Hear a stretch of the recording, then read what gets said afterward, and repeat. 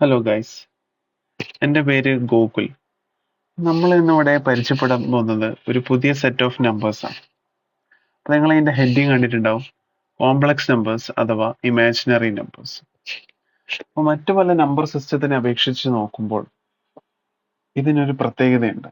അത് നിങ്ങൾ ഈ ഒരു വീഡിയോ കഴിയുമ്പോൾ നിങ്ങൾക്ക് മനസ്സിലാവും. അപ്പോൾ നമുക്കറിയാം പലതരം നമ്പർ സിസ്റ്റംസ് ആണ് നമ്മൾ പഠിച്ചിരുന്നത് അല്ലെ? ഏതൊക്കെയാണ്? അതെ, നാച്ചുറൽ നമ്പേഴ്സ് അഥവാ വോൾ നമ്പേഴ്സ്.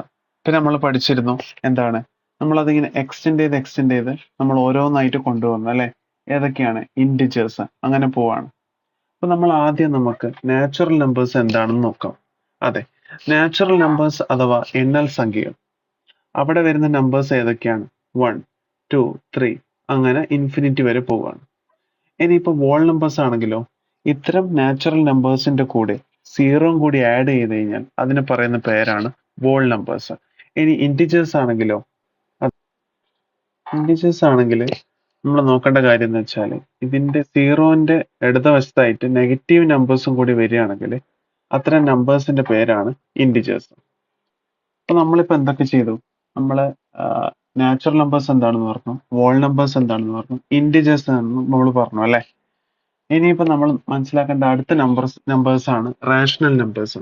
ഏതൊക്കെ നമ്പേഴ്സ് ആണോ p/q ഫോമിൽ എഴുതാൻ പറ്റുക, അത്തരം നമ്പേഴ്സിനെയാണ് നമ്മൾ റാഷണൽ നമ്പേഴ്സ് എന്ന് പറയുന്നത്.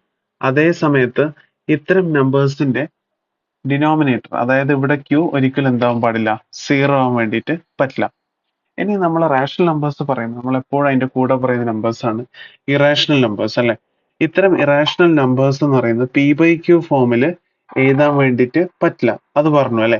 അപ്പൊ √2, √3 അത്തരം നമ്പേഴ്സ് ഒക്കെ നമുക്ക് എന്ത് ചെയ്യാം, ഇറാഷണൽ നമ്പേഴ്സ് ആയിട്ട് പറയാം. ഇവിടെ √4 എന്ന് പറയുന്നത് ഇറാഷണൽ നമ്പേഴ്സിന്റെ എക്സാമ്പിൾ അല്ല കേട്ടോ.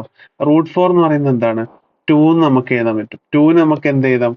10/5 അങ്ങനെ അത്തരം p/q ഫോമിലേക്ക് മാറ്റി എഴുതാൻ വേണ്ടി പറ്റും. പിന്നെ എന്താണ് നമ്മളെ കയ്യിലുള്ളത്? റിയൽ നമ്പേഴ്സ് അല്ലെ?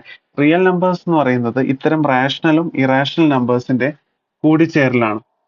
അപ്പൊ ഇത്തരം നമ്പേഴ്സ് നമ്മൾ പറയുന്ന പേരാണ് എന്ത്? റിയൽ നമ്പേഴ്സ് എന്ന് പറയുന്നത്. അപ്പൊ ഇത്തരം നമ്പേഴ്സ് നമ്മൾ റാഷണൽ പറഞ്ഞു, ഇറാഷണൽ പറഞ്ഞു, പിന്നെ അത് നമ്മൾ കമ്പൈൻ ചെയ്തിട്ട് റിയൽ നമ്പേഴ്സ് പറഞ്ഞു അല്ലെ? ഈ റിയൽ നമ്പേഴ്സ് നമുക്ക് എന്ത് ചെയ്യാം, എപ്പോഴും നമ്പർ ലൈനിൽ പ്ലോട്ട് ചെയ്താൻ വേണ്ടിയിട്ട് പറ്റും.